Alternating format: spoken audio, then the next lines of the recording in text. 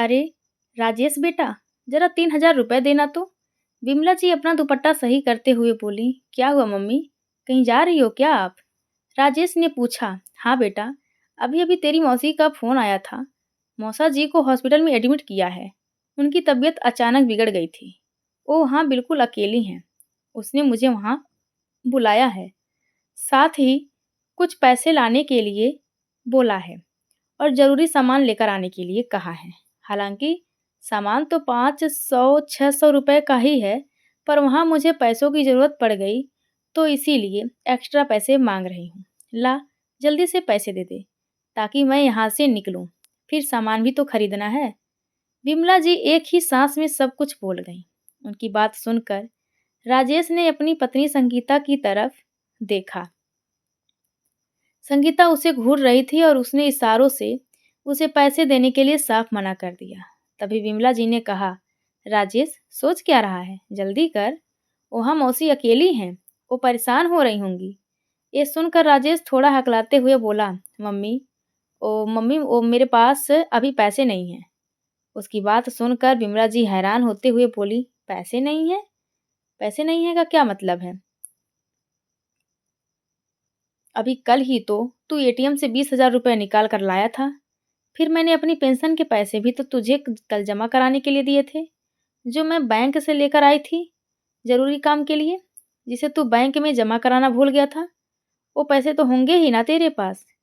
इससे पहले कि राजेश कुछ कहता, उसकी पत्नी संगीता बोली, मम्मी जी, वो 20,000 रुपए तो हम घर के राशन, बिजली के बिल और खर्चों के लिए लेकर आए थे। उसमें से आधे से ज़्यादा पैसों का हिसाब तो कल ही हो गया। हाँ, लेकिन पेंशन के पैसे भी तो होंगे ना। विमला जी ने कहा तो संगीता बोली, देखिए मम्मी जी, आपके खर्चे भी तो हमें ही उठाने पड़ते हैं, तो भला उन पेंशन के पैसों पर आपका क्या हक? ये सुनकर विमला जी हैरान रह गई। फिर अचानक से कुछ सोचते हुए उन्होंने राजेश की तरफ देखा और कहा, राजेश, मेरे पेंशन के पैसे बैंक में ही जमा हो रहे हैं ना? या फिर? अब राजेश से कोई जवाब देते नहीं बना। वो नजरें नीचे किए चुपचाप बैठा रहा। विमला जी को समझते देर नहीं लगी कि उनके पेंशन के पैसे कोई बैंक में जमा नहीं होते, बल्कि ये लोग अपने पास ही रख लेते हैं। तभी उनके बैंक की पासबुक तक उन्होंने अपने पास रख रखी है।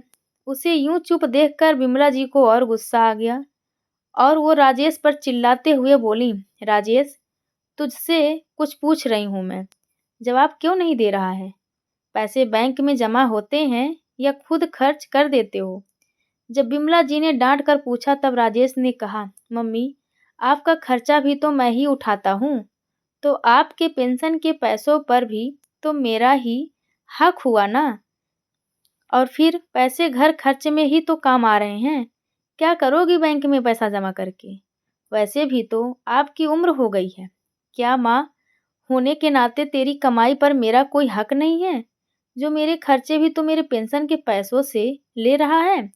वो भी तब जब तेरी कमाई अच्छी है, फिर भी तेरी नज़र पेंशन के कुछ हजार रुपए पर ही गई। बोलते बोलते विमला जी की आंखों में से आंसू आ गए। मम्मी जी, अब आप रोना धोना छोड़िए, हमें इमोशनल ब्लैकमेल करने की ज़रूरत नहीं है। वैसे भी इनकी कमाई पर इनके परिवार का हक है, आपका नहीं। अब आप हमारे साथ रहते हैं तो बदले में अगर कुछ पैसे रख लिए तो गलत क्या है?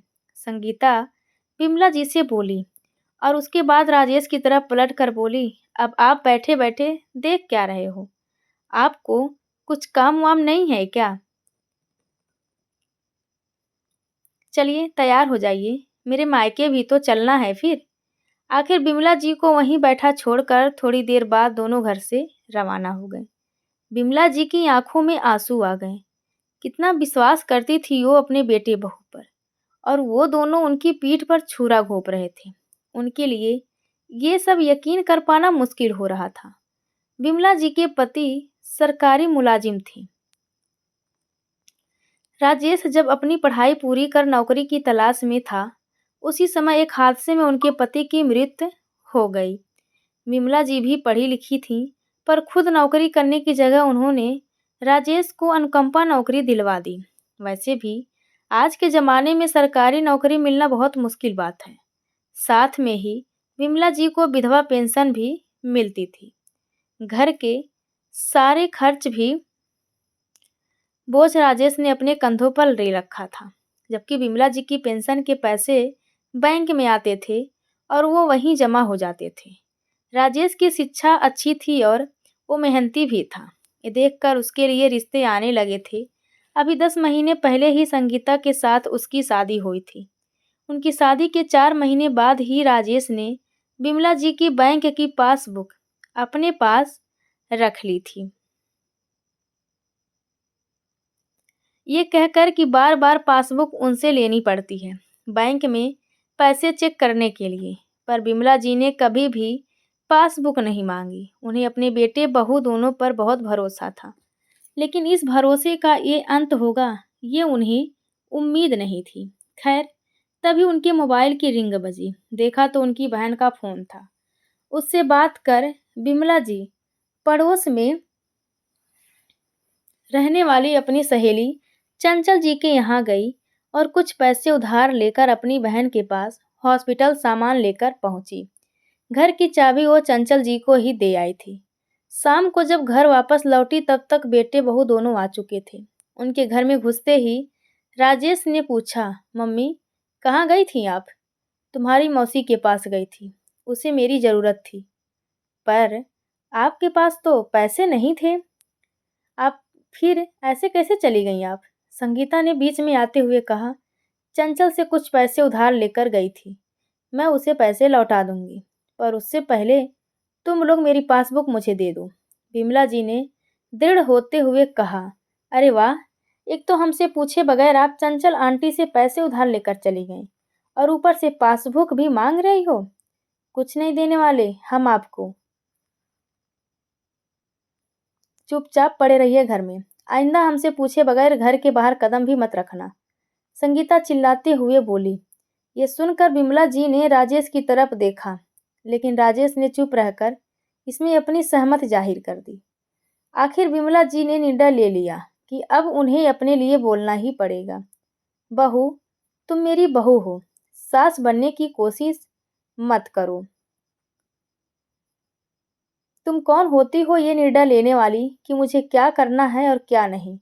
मैं अपनी पासबुक ही तो मांग रही हूँ, कुछ और तो नहीं।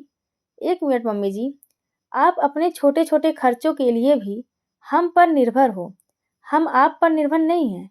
यदि आज हम आपके खर्च करने से इनकार कर दें या आपको घर से निकाल दें, तो आपके पास कोई दूसरा सहारा भी नहीं है। इसीलिए जरा सोच समझ कर कदम उठाइए, हमें मजबूर मत कीजिए। संगीता चिढ़ते हुए बोली। उसकी बात सुनकर बिमला जी मुस्कुराते हुए बोली, बेटा ऐसी गलती कर मत लेना, पढ़ी लिखी तो मैं भी हूँ। माना कि विश्वास ही विश्वास में मैंने पासबुक वगैरह तुम लोगों को रखने को दे दी, पर कानून अच्छे से जानती हूँ। ये घर मेरा है, इसीलिए यहाँ से तुम लोग मुझे नहीं निकाल सकते, बल्कि मैं तुम्हें यहाँ से निकाल सकती हूँ। ये सुनकर संगीता कुछ बोलने को हुई तो विमला जी अपना हाथ दिखाते हुए उसको चुप रहने का इशारा करते हुए उससे बोली, और रही बात मेरे खर्चों की, तो भारतीय कानून के हिसाब से अनुकंपा पर नौकरी लेने वाले बेटे को अपनी माँ का भरण पोषण उसके जीवन काल तक करना होता है। यदि उसने देखभाल करने से इनकार किया तो उसे अपनी सैलरी का एक हिस्सा अपनी माँ को गुजारा करने के लिए हर माह देना होगा। बेटा अपने इस दायित्व से मुंह तो मोड़ता है तो विभाग की ओर से सेवा से बर्खास्त करने की कार्रवाई की जा सकती है। अब ये तुम दोनों पर निर्भर करता है कि तुम लोग क्या चाहते हो। ये सुनकर संगीता चुप हो गई और राजेश की तरफ देखने लगी। राजेश के माथे पर पसीने की बूंदें चमकने लगी। ये देखकर बिमला जी ने कहा, बेटा मैं तुम्हारी माँ हूँ, तुम लोगों को घर से नहीं निकाल रही हूँ, वरना ऐसी हरकत करने के बाद तो तुम लोगों का इस घर में रुकना बनता ही नहीं है। लेकिन हाँ, अब तुम पर आंख बंद कर विश्वास भी नहीं कर सकती। इसलिए मेरी पासबुक भी मुझे दे दो। अपने अकाउंट को मैं खुद हैंडल कर सकती हूँ। और अगर मेरे खर्च करने में तुम्हें ऐतराज़ है, तो हर महीने एक फ़िक्स अमाउंट मुझे खर्चे के तौर पर दे दिया करो। और ये बात अच्छे से याद रखना कि मैं आज के ज़माने की माँ हूँ। अगर अपने बच्चों पर विश्वास करना जानती हूँ, तो गलती करने पर उन्हें सज़ा देना भी जानती हूँ। बिमला जी की बात सुनकर दोनों ने से कुछ नहीं कहते बना। दोनों को समझ में आ गया कि माँ रोने-धोने वालों में से नहीं है। आखिर राजेश ने बिमला जी की पासबुक उनके हाथों में लौटा दी। बिमला जी ने बैंक में लॉकर लेकर घर के पेपर्स और अपने गहने उसी में रखवा दिए। लेकिन अब वह अपने बेटे बहू पर आंख मूंद कर विश्वास बिल्कुल नहीं करती थी। अपने सब निर्णय वो खुद लेती थी, लेकिन बेटे बहू भी अब ज़्यादा कुछ नहीं कहते थे। जानते थे कि अगर नौकरी चली गई, तो आज के ज़माने में सरकारी नौकरी मिलना बहुत ही ज़्यादा मुश्किल है। तो दोस्तों, यह कहानी आप सभी को कैसी लगी? कृपया कमेंट करके ज़रूर बताएं और चैनल को लाइक शेयर और सब्सक्राइब करना बिल्कुल ना भूलें। धन्यवाद।